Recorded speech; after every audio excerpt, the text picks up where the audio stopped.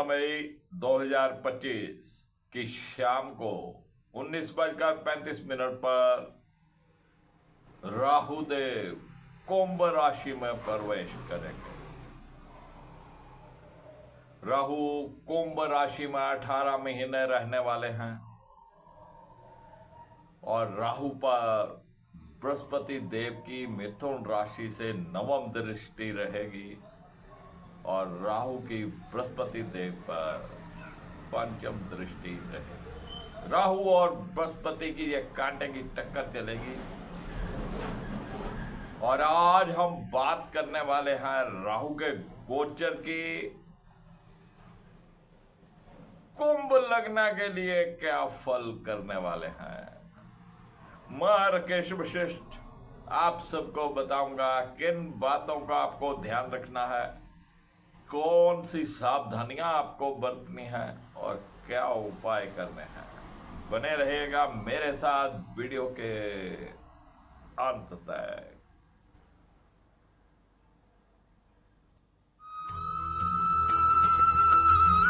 मैं राकेश वशिष्ठ आप सबका स्वागत करता हूं। बात करने वाले हैं राहु के गोचर की, जो कि कुंभ राशि में होने जा रहा है, और बात करेंगे आज कुंभ लग्न की।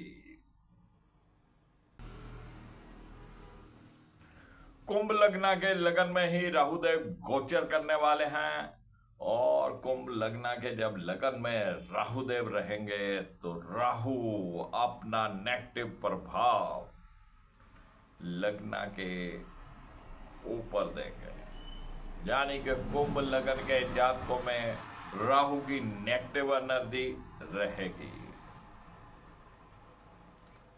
और जब लगन में राहु देव होते हैं तो सूर्य देव की स्थिति खुद ब खुद खराब होने लगती है। एक हाथी रो सिंहासन के ऊपर बैठ जाए और सिंहासन चरमरा जाता है। तो कुंभ लगन वालों को नेगेटिव एनर्जी का सामना करना पड़ सकता है। उनके अंदर किसी न किसी प्रकार से वहम भरम की स्थिति उत्पन्न होगी, नेगेटिव विचार उनके मन में आएंगे और उनकी सेहत में भी कुछ ना कुछ उतार चढ़ाव होते रहेंगे।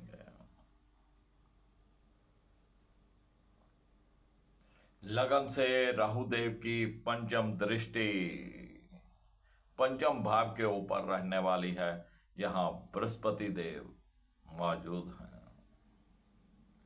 राहु की ये पंचम दृष्टि पंचम भाव के ऊपर संतान, विद्या और बुद्धि, प्रेम प्रसंग के मामलों में नेगेटिविटी कुछ ना कुछ उथल पुथल करेगी। विद्यार्थी वर्ग की कंसंट्रेशन नहीं बनने वाली, विद्यार्थी वर्ग का ध्यान अपनी पढ़ाई लिखाई में नहीं रहने वाला, बस किताब खोल ली, ध्यान कहीं और। तो राहुदेव विद्यार्थी वर्ग के लिए बहुत अच्छे नहीं है। विद्यार्थी वर्ग को अपनी स्टडीज में अभी से ही बहुत मेहनत के साथ लग जाना चाहिए। उनकी जो आउटपुट है वो बहुत कम निकलने वाली है।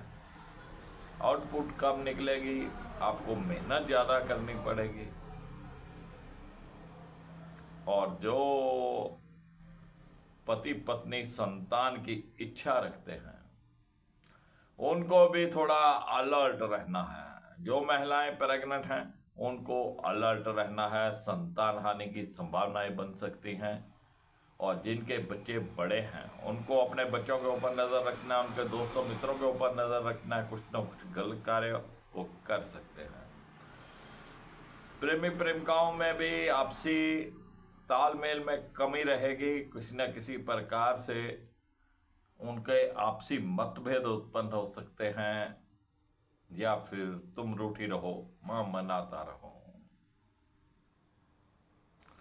और कुंभ लगन वालों को अपनी बुद्धि का इस्तेमाल करते समय बहुत सोच समझ कर कोई भी डिसीजन करना है।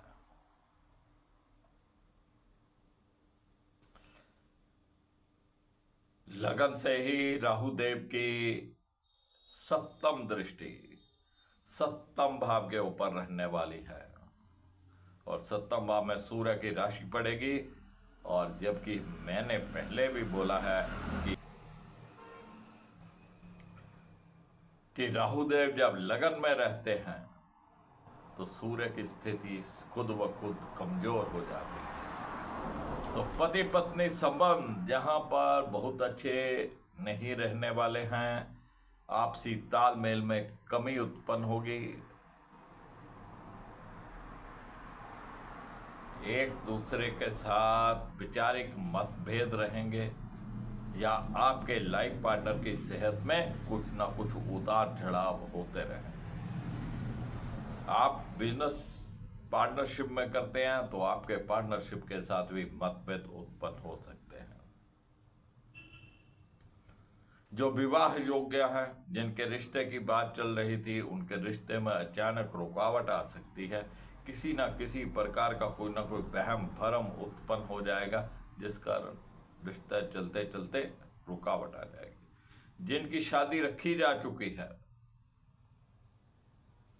उनके लिए भी राहु देव बहुत अच्छा नहीं करने वाले, तब उनकी शादी भी जो है कहीं ना कहीं टूटने के कगार पर या रिश्ता टूटने के कगार पे आ जाएगी। कोई ना कोई वहम भरम उत्पन्न हो जाएगा जिस कारण रिश्ते में खटास पैदा होगी।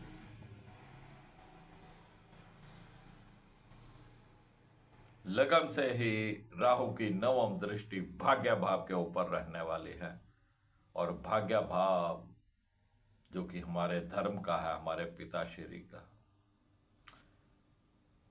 पिताश्री के कार का सूर्यदेव, जबकि मैंने पहले ही बोला कि सूर्यदेव की स्थिति बहुत अच्छी यहां पर नहीं रहा करती। कहीं भी सूर्यदेव बैठे हों उसकी स्थिति खुद ब खुद कमजोर हो जाती है। पिताश्री की सेहत में भी उतार चढ़ाव होंगे। भाग्य आपका खुलकर साथ नहीं देने वाला।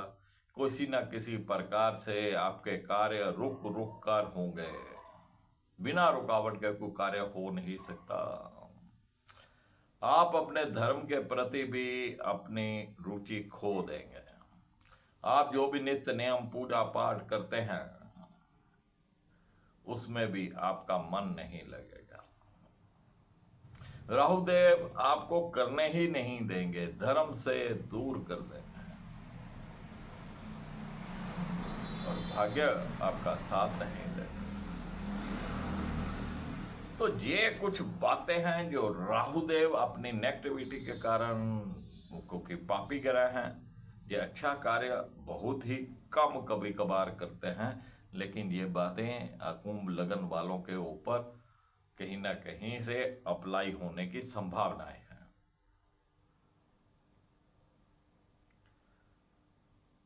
लेकिन पंचम भाव में बृहस्पति देव बैठे हैं और बृहस्पति देव की नवम दृष्टि राहु के ऊपर है।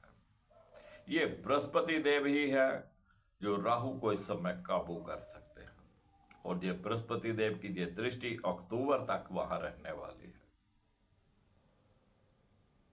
अब करना क्या है? राहु देव को एक्टिवेट होने से रोकना है। राहु देव को एक्टिवेट नहीं होने देना है और बृहस्पति देव को एक्टिवेट करना है। अगर बृहस्पति देव को एक्टिवेट कर लिया जाएगा और वो राहु को काबू कर लेगा। सर्वप्रथम राहु को हम कैसे रोकें? नेवी ब्लू कलर पहनना बंद कर दीजिए। कभी कभार आपको नेवी ब्लू कलर या ब्लू कलर की जीन पहनने को मिले, जब भी पहननी हो तो उसके साथ कुछ रेड कलर की मैचिंग जरूर पहने।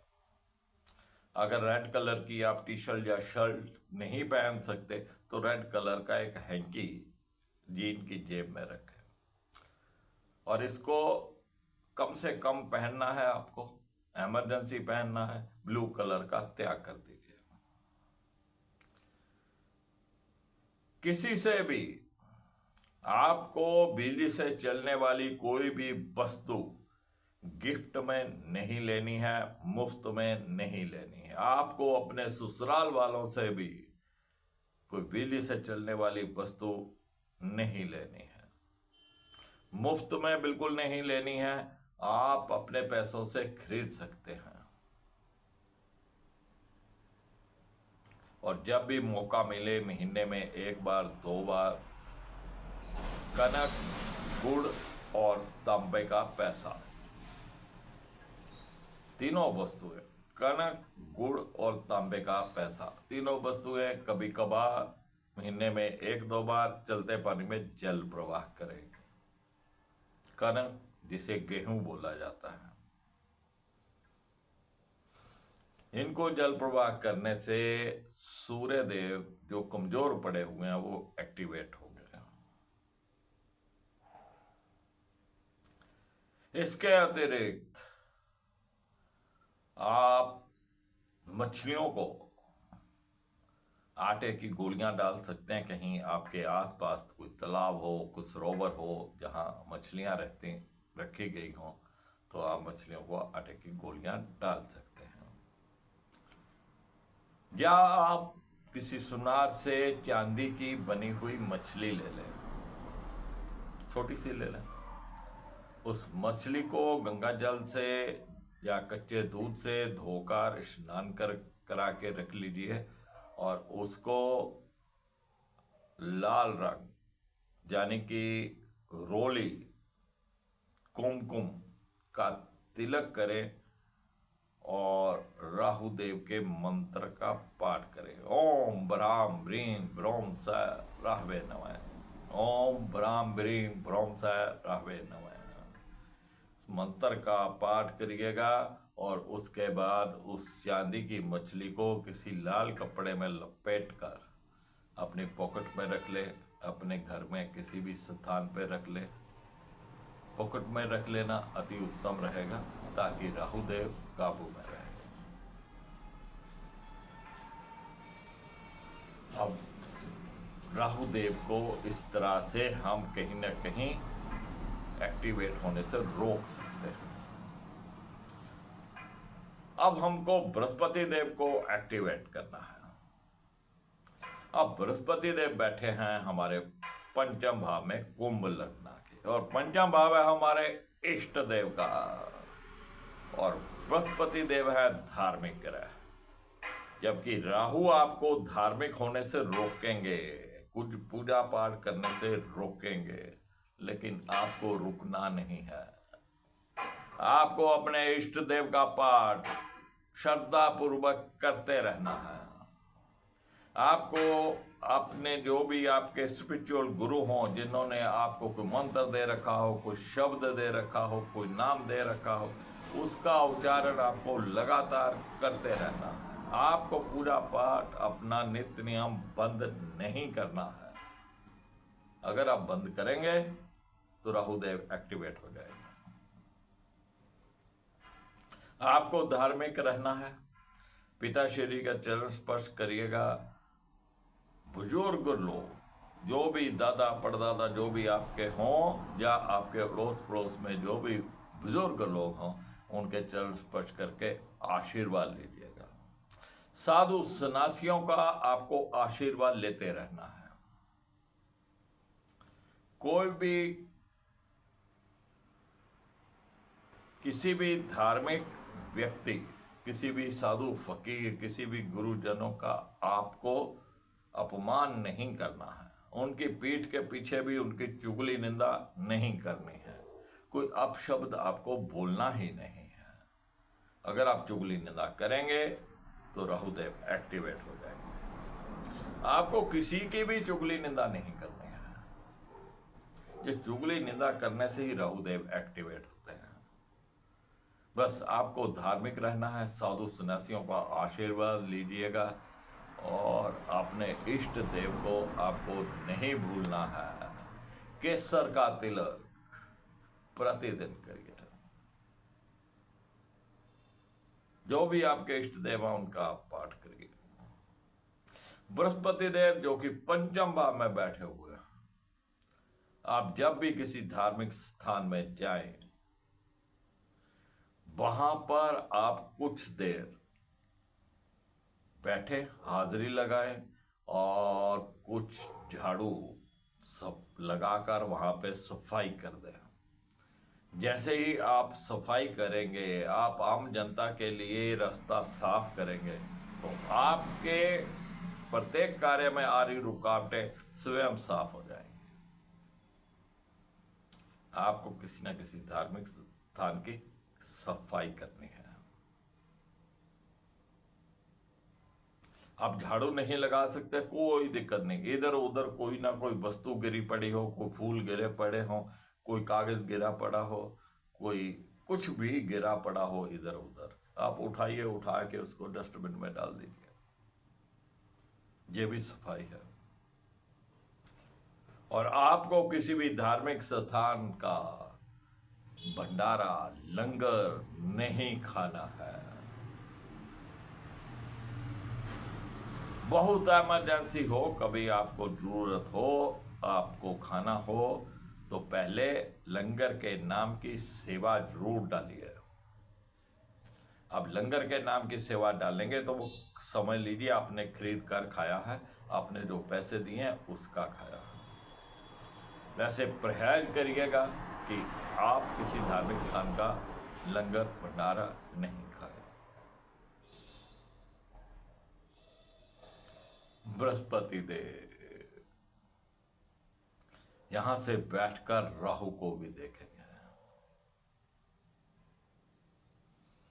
आपको विष्णु जी के मंदिर में, विष्णु जी के मूर्ति के आगे राहु देव को शांत करने की प्रार्थना भी करनी है।